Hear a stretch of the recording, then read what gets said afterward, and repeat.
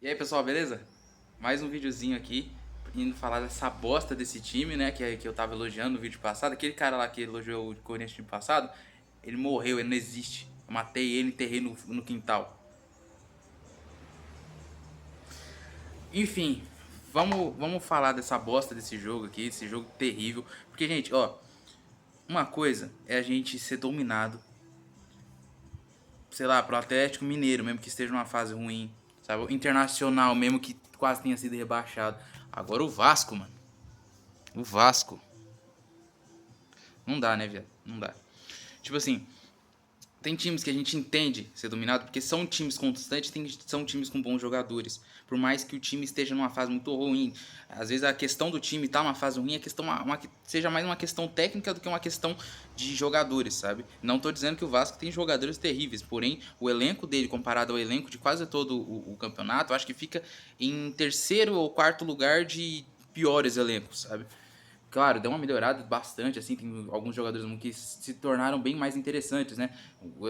Bons exemplos, né, que já estão, assim, carimbados desde muito antes, é o é, é, Paulo Henrique, que é o famoso PH, o lateral direito deles, super zica, acho um ótimo jogador. É um dos jogadores que eu acho que mereceria um espaço diferente em outros clubes e teria um bom aproveitamento. Talvez não seja o melhor lateral que. Nossa, o cabelo tá todo feio, velho. Vai tomar no cu. Mas enfim, talvez não seja o jogador com mais qualidade técnica, um dos laterais com maior qualidade técnica, porém é um lateral que tem muito destaque, na minha opinião. Tem muita qualidade, tem muitas boas características. E eu acho que ele tem tem uma boa capacidade, por mais que tenha vacilado bastante, né, e feito aquele gol contra o Fluminense, é um cara que em si sabe o que tá fazendo, tá ligado? Outro jogador também, é o Léo Jardim, que não tem nem o que falar, é o Léo Jardim, gente, não vou nem me estender sobre ele. Felipe Coutinho, que a gente sabe do que é capaz. O problema. O problema do Felipe Coutinho, sendo bem sincero com vocês, eu vou tentar. Porra, vai tomar no cu, mano. O braço tá doendo pra caralho.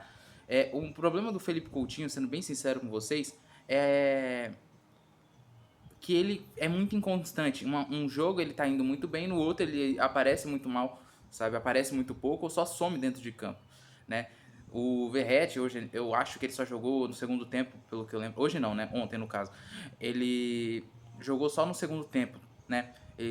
Tipo, quando ele aparece, ele muda um pouco do jogo, né? Claro, não do jeito que ele deveria mudar, por causa que ele é um atacante, ele deveria ter feito mais gol, porém, ele aparece de maneiras muito mais interessantes, sabe? Eu acho que o Fernando Diniz soube fazer muito bem isso. E eu queria falar que essa partida, em questões técnicas, foi muito melhor pro Vasco do que pra gente, né? Porém, tipo, eu digo que não de maneira impressionante. Porque se você for analisar bem, o Vasco ele só fez aquilo que ele soube aproveitar, sabe? Ele foi oportunista. Então ele via que o Corinthians vacilou em uma coisa, ele ia lá e se aproveitava disso, né? Então, tipo, ele pressionava de maneira até sem querer. Às vezes o Vasco nem pressionava, queria pressionar, só que os jogadores do Corinthians ontem não tinham a capacidade de analisar o jogo antes de fazer alguma coisa, sabe? Enfim, a gente em muitos momentos conseguiu ser controlado, mas quando a gente pegava a bola, em certos momentos a gente conseguia avançar. O problema é que a gente não sabia construir, os jogadores não apareciam, sabe? Por isso que eu acho que, na minha opinião, tá? O que eu imagino pro time, eu não sou técnico, mas eu tento analisar bem as características do futebol. Na escalação que foi mostrada, eu acho que não funcionou bem assim. O Garro, ele tava como meia direita, né? Meio que como quase um ponta, assim, mas pela meia direita, né? Como um ala. E eu acho que eles deveriam ter trocado e colocado o Carrilho, né? Que originalmente, até onde eu já pesquisei sobre, era um ponta direita. Então talvez ele soubesse, por mais que não seja a característica que ele tenha jogado ali desde quando chegou no Corinthians, talvez ele soubesse administrar aquele lado melhor. Ou o próprio Vitinho, né, que chegou, claro, ele é um ponta esquerda, porém eu acho que teria sido bem diferente, teria sido teria sido uma qualidade a mais, sabe? A gente precisa de um jogador em campo que faça muitos dribles, né? Coisas que a gente não tem. A gente não tem um cara que pega aquilo sei lá, dribla dois caras, acha um cruzamento e faz, sabe? Que nem, sei lá, eles têm com o Ryan, por exemplo, né? Claro, o Ryan ele é um cara mais central, ele é um centroavante, assim, porém ele tem umas qualidades de um cara bem ágil, né? E, por sinal, ele jogou muito bem, na minha opinião, muito rápido. A gente não tem, a gente precisa de algo assim para o ano que vem, um cara rápido, tanto como atacante quanto do meio campo para trás, de caras rápidos e de consistência, né? Com a bola, de pessoa que não sente medo, coisa que o Ryan tem muito bem e o Yuri Alberto tem de menos, sabe? O Yuri Alberto às vezes eu acho que ele não tem medo, mas ele acha que ele fica confuso, sabe? Ele não tem a certeza do que vai fazer. Ele pega a bola e em vez de chutar, talvez ele queira fazer algo mais bonito, sabe? E talvez ele tenha que entender que ele não é mais o Yuri Alberto que fez aquele gol fenomenal contra o Palmeiras na final do campeonato passado. Ele tá sendo o Yuri Alberto que a gente tá precisando dele e ele tá voltando a ser o Yuri Alberto, sei lá, de 2023, entende? A gente precisa de de caras mais consistentes como ele, como ele era no caso, e como o Ryan é, porque o Ryan, às vezes eu vejo que ele tem muito destaque no Vasco, então ele é muito bem aproveitado, sabe? A gente precisa de um cara que mantenha uma consciência no meio campo também, mantenha um meio campo equilibrado. Então, tipo assim, eu acho que dá pra contratar o Arrascaeta, mas enfim, eu acho que a gente precisa de um cara que seja rápido, um cara que seja habilidoso e um cara que seja tenha uma ótima visão de jogo. Desculpa, desculpa. A porra da sala aqui, eu pensei em gravar esse vídeo agora. Mas enfim, a gente tem um Garro que é muito inteligente, só que o Garro ele perdeu muito do gás que ele tinha em 2024, por exemplo. No começo de 2024, o Garro ele corria o campo todo. Claro, aconteceu muitas coisas com ele ao decorrer do ano, mas enfim, ele perdeu muito desse gás. O Memphis, ele mal aparece, e quando ele aparece, ele não consegue criar muito. Porém, ao mesmo tempo, quando ele aparece, ele faz algo inteligente, sabe? Claro, talvez porque ele seja um cara bem experiente, tenha uma boa confiança, uma boa qualidade de jogo. Ó, a câmera travando. Caralho! O celular tá uma bosta, gente. Mas enfim.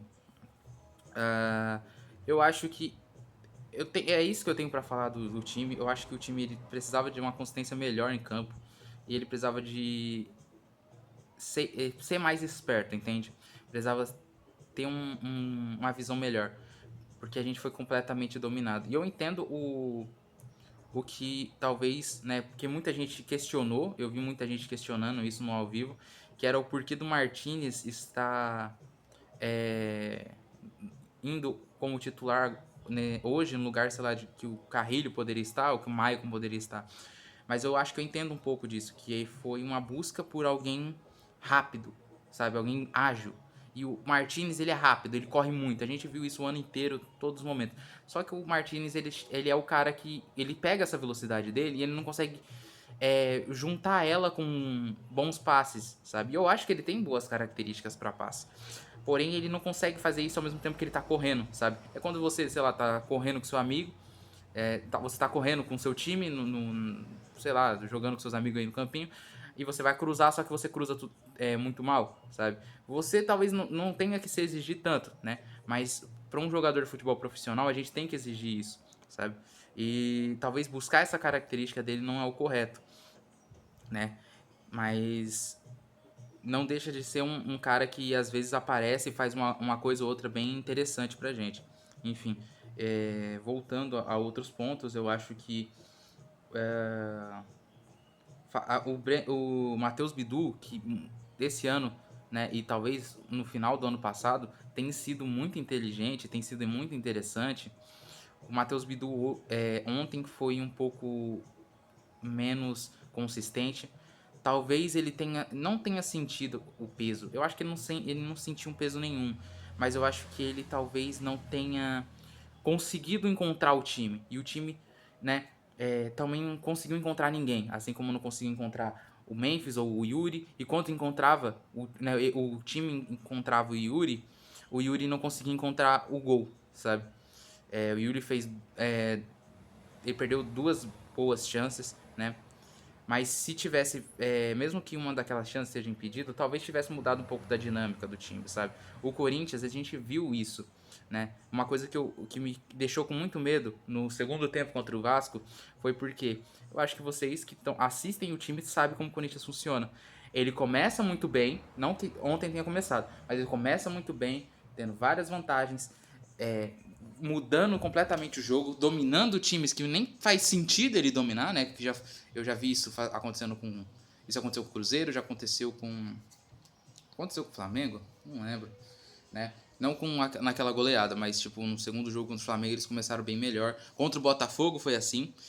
Faz o gol, né? E no segundo tempo já dá aquela diminuída, porque o Corinthians ele não tem aquela consciência de vamos continuar a pressão, vamos continuar pressionando, vamos continuar levando, vamos continuar atacando, porque a gente tem essa capacidade, por mais que a gente não tenha os jogadores mais rápidos e os melhores finalizadores, a gente ainda tem a capacidade de pressionar, a gente ainda é muito bom nisso, só que acaba esquentando, talvez alguma fala técnica, né, o Dorival, assim, deve olhar e falar, gente, agora vamos segurar porque talvez não dê certo continuar, e acaba colocando o Corinthians numa situação muito pior, por quê?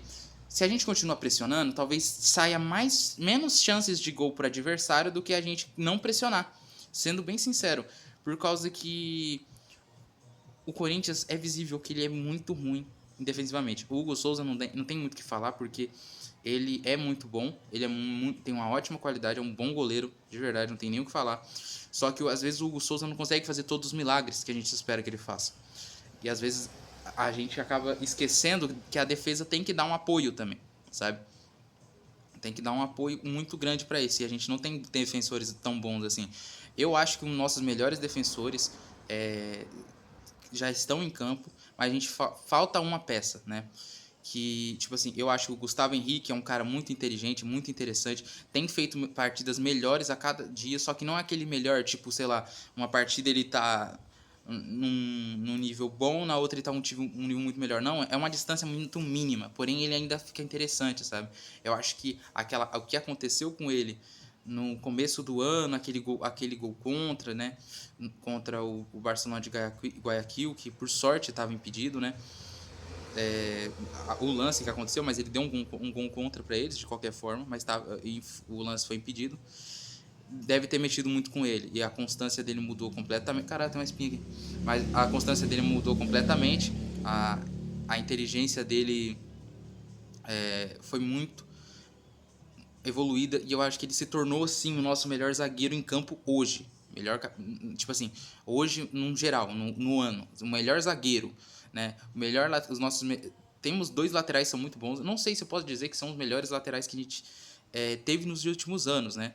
Tipo, falo nos últimos anos, sei lá, 2020 pra cá, né? Mas o Mateuzinho, uma qualidade astronômica, né? O Matheus França, no caso. Eu acho que é Matheus França, né? Eu tô maluco, desculpa. Mas o Mateuzinho, um ótimo cara. Sempre que aparece pra ajudar, ajuda muito.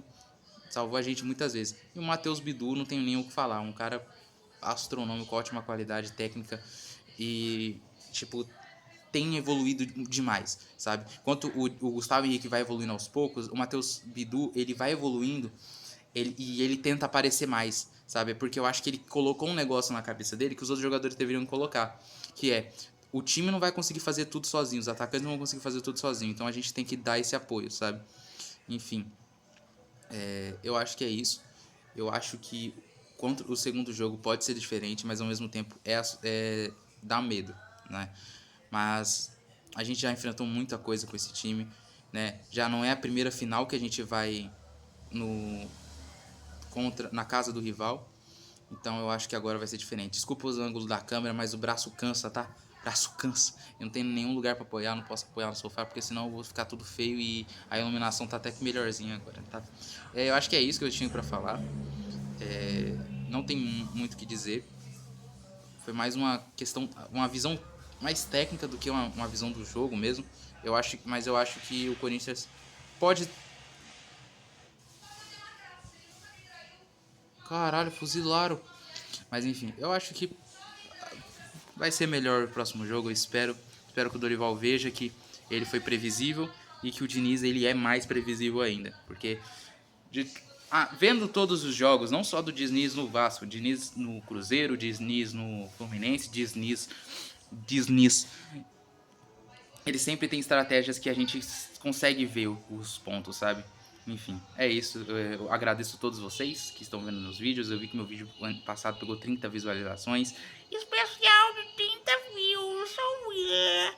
Mas isso é muito importante pra mim, porque me dá mais vontade de gravar o vídeo. Vou trazer o último vídeo do ano? Não sei. Tava pensando em fazer um outro vídeo, fazendo uma análise de como o Corinthians fez, né? Que seria o último vídeo do ano, nesse ano, como foi. E é isso. Muito obrigado e até mais.